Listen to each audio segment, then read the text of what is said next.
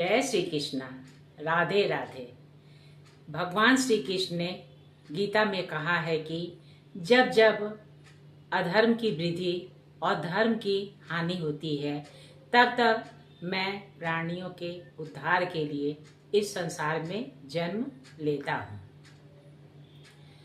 भगवान श्री कृष्ण के बारे में बहुत सारी कथाएं हैं।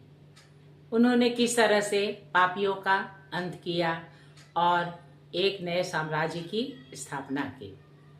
आइए श्री कृष्ण के संबंध में हम कथा का शुभारंभ करें।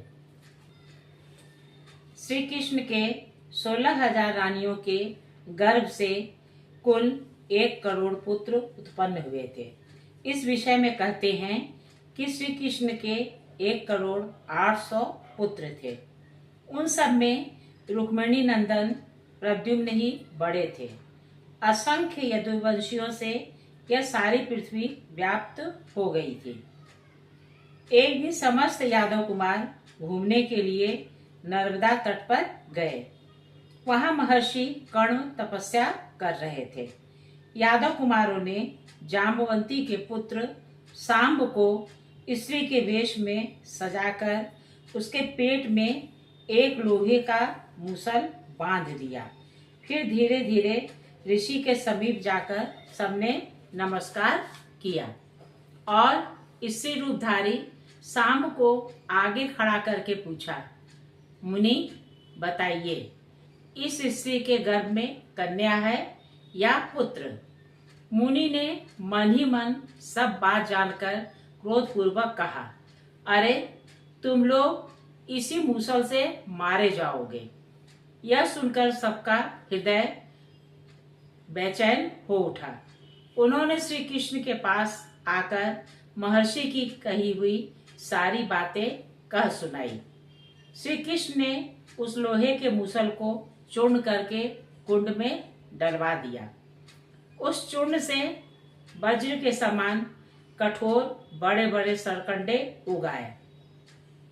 मूसल के चूर्ण होने से एक लोहा बच गया था जो कनिष्ठिका उंगली के बराबर था। उसको एक मछली ने निगल लिया। उस मछली को निषाद ने पकड़ा और उसके पेट से उस मूसलावशेष लोहे को निकालकर वाण के आगे का फल बनवा लिया। कुछ दिनों के बाद समस्त यादव परस्पर आक्षेप युक्त वचन करते हुए उन सरकंडों द्वारा एक दूसरे से लड़कर नष्ट हो गए। भगवान श्री कृष्ण युद्ध से शांत होकर कल्प वृक्ष की छाया में सो रहे थे। उसी समय वह निषाद धनुष बाण लेकर शिकार खेलने के लिए आया। भगवान श्री कृष्ण के सिवा समस्त यादव युद्ध में मारे गए थे। वे सभी मरने के पश्चात अपने अपने देह स्वरूप में मिल गए। इस प्रकार मूसल द्वारा सबका संहार करके अकेले भगवान श्री कृष्ण अनेक लताओं से व्याप्त महान कल्प वृक्ष की छाया में लेटे हुए अपने चतुर हस्तज्ञात वासुदेव रूप का चिंतन कर रहे थे। वे घुटने पर अपना एक पैर रखे मानव लोक का त्याग करने को उद्यत थे। उसी समय शिकार से जीविका चलाने वाले उस निषाद ने काल के प्रभाव से चक्र, वज्र, ध्वजा और अंकुश आदि चिन्हों से अंकित भगवान के अत्यंत लाल तलवे को लक्ष्य करके बींध डाला। उसके बाद उसने भगवान श्री कृष्ण को पहचाना। फिर तो वह भय के मारे थर-थर कांपने लगा और दोनों हाथ जोड़कर बोला, नाथ, मुझसे बड़ा अपराध हुआ है, क्षमा करें। यों कहकर वह भगवान के श्री चरणों में गिर पड़ा। निषाद को इस अवस्था में देख भगवान श्री कृष्ण ने अपने अमृतमय हाथों से उठाया और यह कहकर कि तुमने कोई अपराध नहीं किया है, उसे आश्वासन दिया।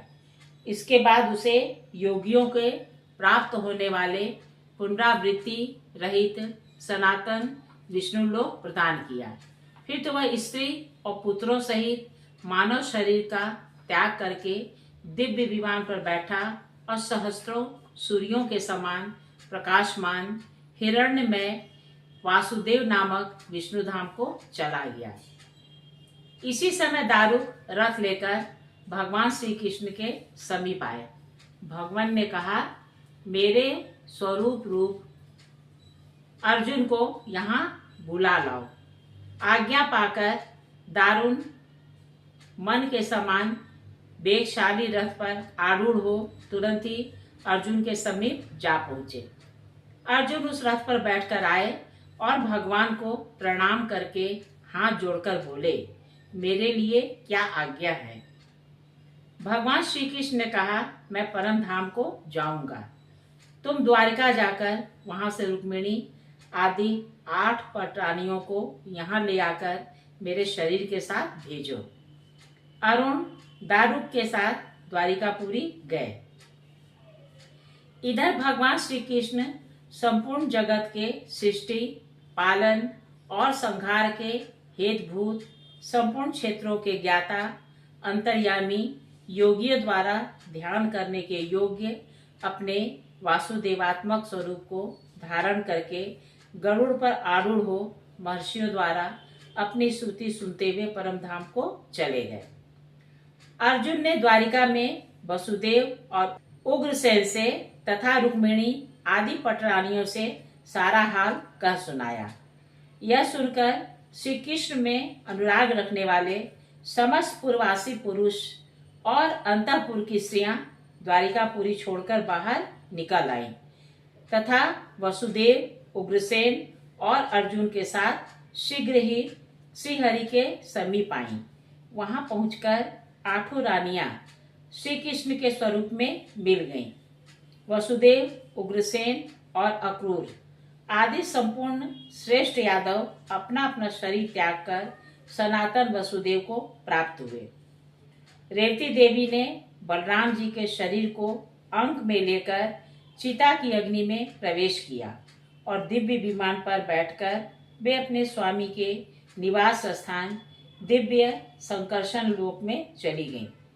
इसी प्रकार रुक्मी की पुत्री प्रद्युम्न के साथ, उषा अनिरुद्ध के साथ तथा यदुकुल कुल की अन्य स्त्रियां अपने अपने पतियों के शरीर के साथ अग्नि प्रवेश कर गईं।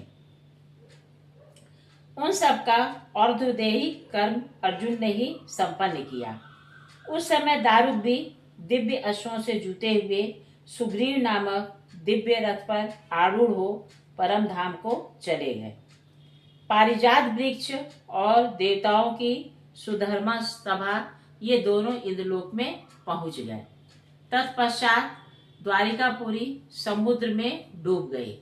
अर्जुन भी यह कहते हुए, अब मेरा भाग्य नष्ट हो गया, सायंकालीन सूर्य की भांति तेजोहीन होकर अपनी पुरी में चले गए। कहिए मेरे श्रद्धालु श्रोताओं, आपको मेरे द्वारा कही गई यह संक्षिप्त कथा कैसी लगी? अगर अच्छी लगी हो तो कृपया से लाइक और सब्सक्राइब कीजिएगा। नमस्कार।